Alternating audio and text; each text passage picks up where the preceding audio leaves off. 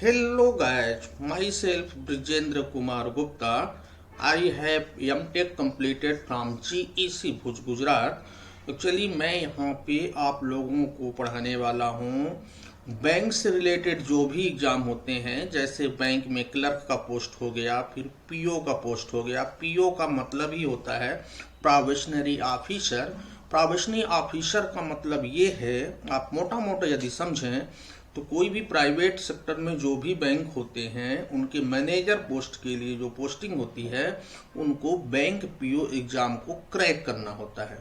तो bank PO exam हो गया या व्यापम का कोई भी एग्जाम हो गया, जैसे पटवारी का हो गया, या वर्ग 3 अभी आने वाली है जो एग्जाम, वर्ग 3 टीचर के लिए जो भर्ती आने वाली है।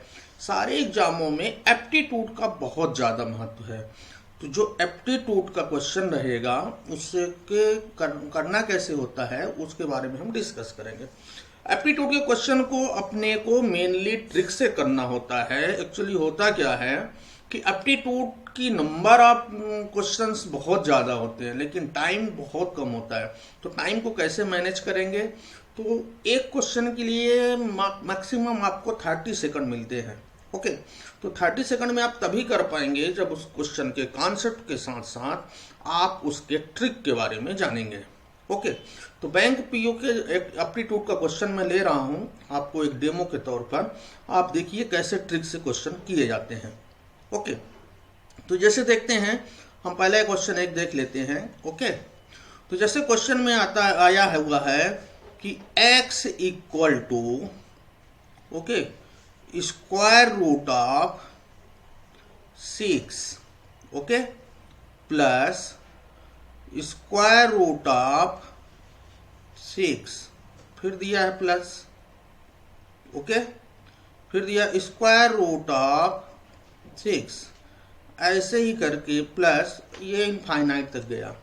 तो x की वैल्यू दिया हुआ है square root of 6 plus square root of 6 plus square root of 6। अब यहां पर हमको करना क्या है? फाइंड आउट करना है वैल्यू ऑफ x का, यानी x की वैल्यू अपने को फाइंड आउट करनी है। ओके, तो x की वैल्यू फाइंड आउट करनी है अपने को। तो कहने का मतलब ये है कि ऐसे क्वेश्चंस तो हम कर तो लेंगे, इसमें लगेगा हमको 1.5 से 2 मिनट, लेकिन हमारे पास टाइम केवल होता है वहां पे 30 सेकंड। तो इसके कॉन्सेप्ट के समझने के साथ साथ इसके हम ट्रिक को समझने की कोशिश करेंगे, क्योंकि एप्टीट्यूड के जितने भी क्वेश्चन होते हैं वो ट्रिक से यदि आप करते हैं तो मुश्किल से 8 से 8 to 10 सेकंड टाइम लगता है। तो टाइम को अपने को मैनेज करना है एग्जाम में, राइट। तो पहले हम इसके कॉन्सेप्ट को समझ लेते हैं। ओके, तो पहले देखते हैं हम इसका सॉल्यूशन, राइट। तो x इक्वल टू क्या हो जाएगा? देखिए x इक्वल टू दिया है तो रूट ऑफ, थोड़ा गौर से देखिएगा, 6 है फिर प्लस। अब हम गौर से देखें कि यहां भी आता है root of 6 plus root of 6 plus root of 6, infinite तक है। इन द सेंस आगे की वैल्यू को भी हम x लिख सकते हैं, यानी x equal to square root of 6 plus यहां क्या लिख सकते हैं हम? x। अब हम यदि दोनों तरफ इन बोथ साइड में क्या करें? हम स्क्वायर कर दें। तो दोनों तरफ यदि हम जब स्क्वायर कर देंगे तो x लेफ्ट हैंड में क्या हो जाएगा? x स्क्वायर बन जाएगा। ओके, इक्वल टू, अब ये स्क्वायर रूट लगा हुआ तो ये हट जाएगा क्योंकि स्क्वायर करेंगे हम, तो ये बन जाएगा 6 प्लस x। ओके, तो ये यहां तक तो क्लियर हो गया, राइट। अब हम आगे देखते हैं। अब ये देख रहे हैं हम क्वाड्रेटिक इक्वेशन बन रहा है, तो इसको सिंप्लीफाई करेंगे तो x की वैल्यू मिलेगी, यानी इसको हम क्या लिख सकते हैं? देखिए एक्स स्क्वायर, अब ये x राइट हैंड पे है, उसको लेफ्ट हैंड में ले जाएंगे तो क्या हो जाएगा? -x, ठीक है, क्योंकि हम जानते हैं कि कोई भी चीज प्लस की होती है राइट हैंड पे, लेफ्ट हैंड में जाती है तो माइनस का हो जाती है, और माइनस का होती है तो प्लस हो जाती है। ओके, अब ये 6 को भी हम लेफ्ट हैंड में ले जाएंगे तो प्लस का क्या हो जाएगा? माइनस। ओके, इक्वल टू क्या बन जाएगा हमारा? ये 0। ओके, अब ये क्या बन गया हमारा equation? X square minus x minus 6 equal to 0।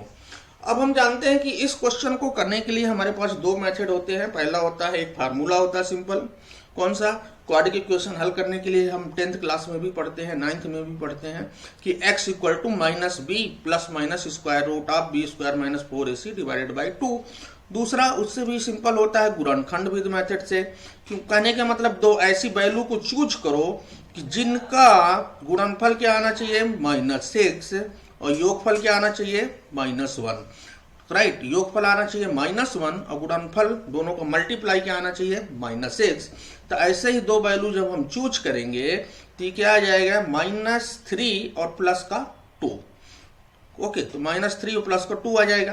तो क्या बन जाएगा, कहने का मतलब ये एक्स स्क्वायर -3x प्लस का 2x हो जाएगा। ओके, 2x और ये -6 दिया ही हुआ है इक्वल टू 0। ओके, अब हम यहां से सिंपली है x square -3x plus 2x -6 equal to हो गया 0। तो अब यहां से हम क्या करेंगे, x कामा निकाल लेंगे। x कामा निकालेंगे तो बचेगा क्या यहां पे x -3 बचेगा। ऐसे ही यहां पर 2x -6 में से हम क्या कामा निकाल लेते हैं, -2 कामा निकाल लेते हैं। सॉरी, +2 कामा निकालो तो क्या बचेगा x -3 इक्वल टू 0। ओके, अब हम इसके आगे को थोड़ा समझते हैं।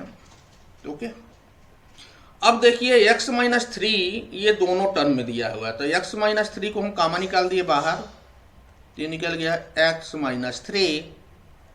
ओके, अब ब्रैकेट के अलावा क्या बचता है, यहां पर देख रहे हैं हम x और +2 बच रहा है, तो ये क्या हो जाएगा x +2 इक्वल टू क्या बन जाएगा, ये हमारा 0।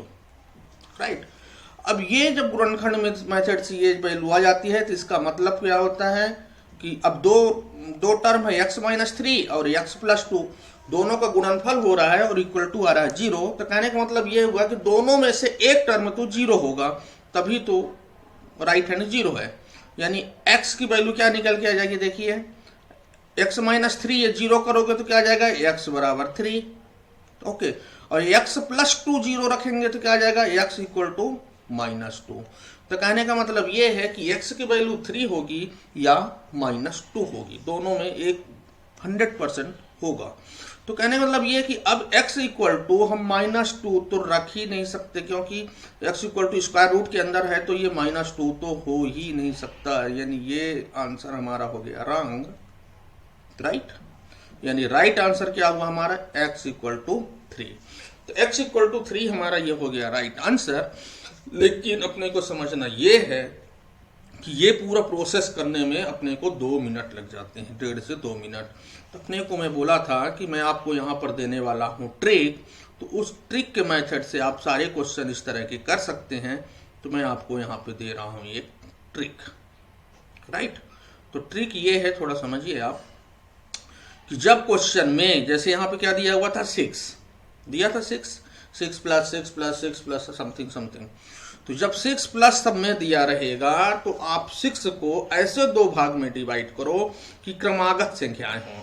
कहने का मतलब दोनों को मल्टीप्लाई 6 हो, यानी जैसे 6 है तो इसको क्या लिख सकते हो आप 3 × 2 लिख सकते हैं।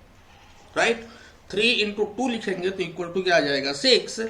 अब कहने का मतलब ये है कि 3 × 2 6 हो गया, ये दोनों संख्या क्रमागत होनी चाहिए। ऐसा नहीं कि करना कि 6 × 1 कर दोगे तो सर 6 तो हो रहा है, ऐसा नहीं करना है। कि 2 संख्याओं का ऐसा मल्टीपल लेना है कि 2 क्रमागत आगे पीछे संख्या हो। तो 3 × 2 हो गया, और सब में यहाँ क्वेश्चन में देखना है कि सब में दिया था प्लस प्लस प्लस, यानी 6 प्लस √6 प्लस √6, सब में प्लस दिया था, तो बड़ी संख्या हमारी ये आंसर होगी। यानी इसका आंसर क्या आया था 3। तो हमें पूरा प्रोसेस करने पे पता चला था कि 3 आंसर, और यहाँ आप मुश्किल से 4 से 5 सेकंड के अंदर आंसर बता देंगे 3। और एक ट्रिक और मैं इसी के साथ दे रहा हूं कि सपोज इसी क्वेश्चन में 6 के बाद माइनस होता सभी टर्म में, 6 minus square root of 6 minus square root 6 minus square root 6 minus, जब माइनस होगा तो जो दो क्रमागत संख्या होंगी उसकी जो छोटी वैल्यू होगी वो आंसर होगा। कहने का मतलब ये कि इसी क्वेश्चन में जहां पर प्लस दिया हुआ है तो सभी जगह यदि माइनस होता तो x का आंसर क्या आता, x की वैल्यू क्या आती 2। यानी अपने को मोटा मोटा ये ध्यान रखना है, जब प्लस में दिया रहेगा क्वेश्चन, सारे टर्म प्लस में रहेंगे तो क्रमागत संख्या की बड़ी संख्या आंसर होगी, और यदि माइनस में दिया हुआ है वैल्यू, x की वैल्यू माइनस में दिया हुआ है तो क्रमागत संख्या जो लेंगे उसकी जो छोटी वैल्यू होगी वही हमारी आंसर होगी। ओके, तो इसी तरह हम क्वेश्चन करेंगे। इसी तरह की मैं ट्रिक बताऊंगा, ढेर सारी ट्रिक बताने वाला हूं आप लोगों को, इससे आप बहुत सारे क्वेश्चन कर पाएंगे। इजली कोई भी क्वेश्चन होगा मैं ट्रिक बताऊंगा, मुश्किल से 3 से 4 सेकंड में आप आंसर दे पाएंगे। ओके, तो इस लेसन में बस इतना ही। Okay, thank you, bye bye.